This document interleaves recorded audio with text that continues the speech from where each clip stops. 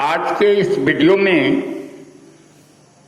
हम electrical technician के बारे में बहुत इम्पोर्टेंट पॉइंट डिस्कस करने जा रहे हैं। पहला क्वेश्चन है, मेगर से केबल के चालक और अर्थ के बीच का इंसुलेशन प्रतिरोध कैसे नापा जाता है। तो सबसे पहला पॉइंट है, मेन स्विच ऑफ कर दें। दूसरा है, मेन स्विच के फेज एवं न्यूट्रल आउटपुट तारों को शॉर्ट सर्किट कर दें। तीसरा है, लैंप आदि लगा दें। लोड ना हो तो सॉकेट, सीलिंग रोज आदि को शॉर्ट सर्किट कर दें। चौथा नंबर है, सभी स्विच ऑन कर दें।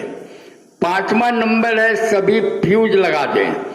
छठा नंबर है, मैगर की एल ग्रोव को फेज या न्यूट्रल के जोड़ पर लगाएं और ई ग्रोव को अर्थ से जोड़ें। 7 नंबर है, मैगर को 160 रिवोल्यूशन पर मिनट पर चलाकर इंसुलेशन प्रतिरोध नापें।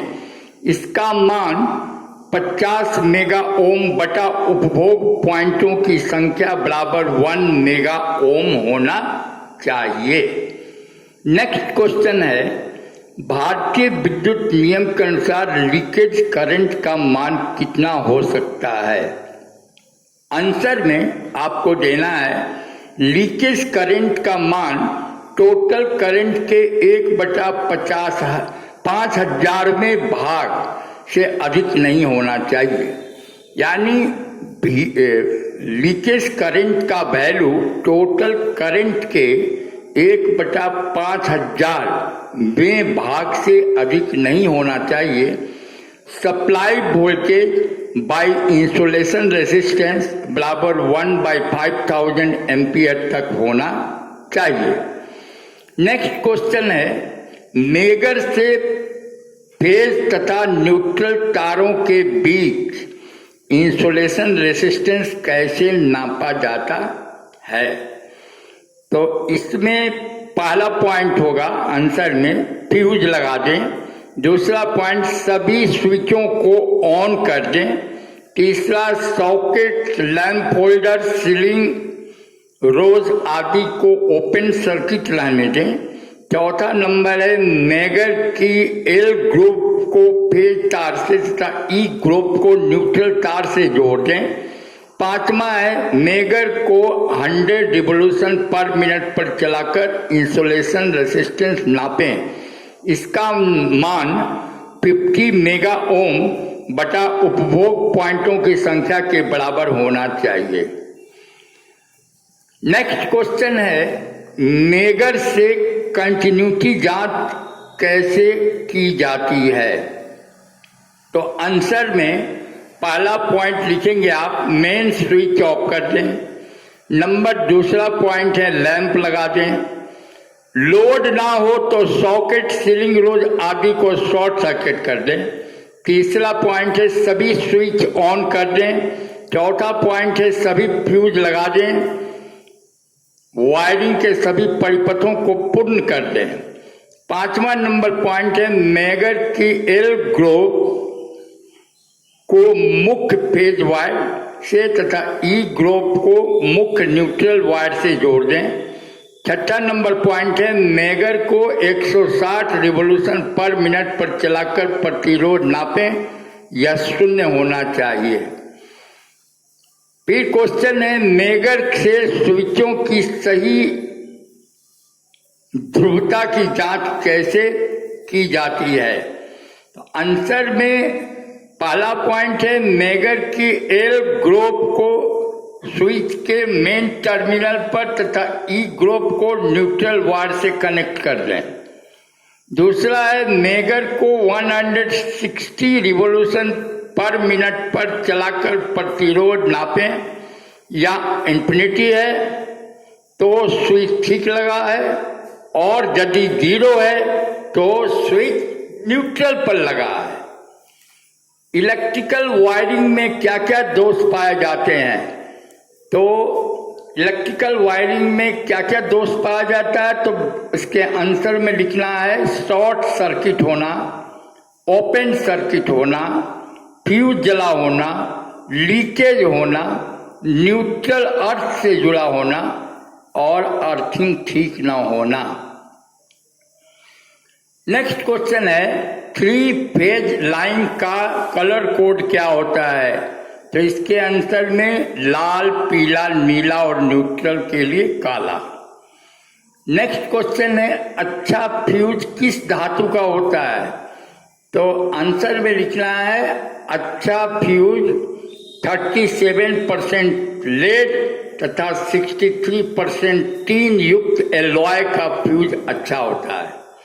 अर्थिंग क्या है, पृथ्वी एक बड़ा चालक है और इसका पोटेंशियल शून्य माना जाता है। यदि कोई पोटेंशियल युक्त कंडक्टर पृथ्वी से जोड़ दिया जाता है तो इसका पोटेंशियल भी शून्य हो जाता है। फिर है अर्थिंग कैसे तैयार की जाती है, तो इसके लिए 2.5 मीटर की गहराई पर अथवा नमी प्राप्त होने तक गहराई पर तांबे या लोहे की प्लेट गाड़ दी जाती है और उसे तांबे अथवा जीआई वायर से जोड़कर अर्थिंग पॉइंट तैयार किया जाता है। फिर क्वेश्चन है कि अर्थिंग क्यों की जाती है, तो इसके आंसर में 4 पॉइंट है। पहला पॉइंट है विद्युत झटके से बचाव के लिए, दूसरा पॉइंट है आकाशीय विद्युत को त्वरित चालक के द्वारा पृथ्वी में पहुंचाकर भवनों की सुरक्षा के लिए, तीसरा पॉइंट है टेलीग्राफ लाइनों के लिए वापसी मार्ग के रूप में पृथ्वी का उपयोग करने के लिए, चौथा है ओवरहेड लाइन से जड़ी मशीनों की आकाशीय विद्युत से सुरक्षा के लिए।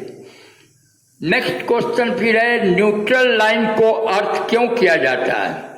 प्रत्येक उपभोग बिंदु पर सही वोल्टेज तथा करंट प्राप्त करने के लिए न्यूट्रल को अर्थ किया जाता है। सामान्यतः इलेक्ट्रिक सप्लाई वितरण 3 फेज स्टार कनेक्शन से किया जाता है और इस सिस्टम में बिना न्यूट्रल के सर्किट पूर्ण नहीं होता है। फिर नेक्स्ट क्वेश्चन है पृथ्वी का प्रतिरोध कितना होता है। नम भूमि के प्रतिरोध का मान 3000 ओम सेमी होता है, शुष्क भूमि का प्रतिरोध अधिक होता है।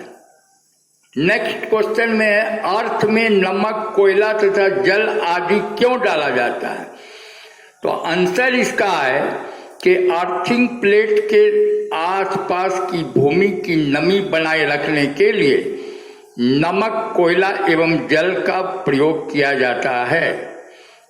नेक्स्ट क्वेश्चन है अर्थिंग लीड क्या होती है, तो इसके आंसर में आपको लिखना है कि जिस तार के द्वारा किसी मशीन आदि को अर्थ से जोड़ा जाता है उसे अर्थिंग लोड कहा जाता है, अर्थिंग लीड कहते हैं।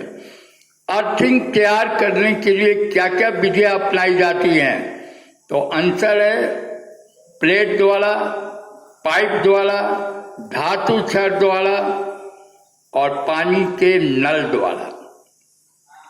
नेक्स्ट क्वेश्चन है अर्थिंग प्रतिरोध को कैसे कम किया जा सकता है, तो पहला होगा आंसर पानी डालकर, दूसरा प्लेट का क्षेत्रफल बढ़ाकर, तीसरा प्लेट की गहराई बढ़ाकर और चौथा है कई अर्थिंग्स को पैरेलल में जोड़कर।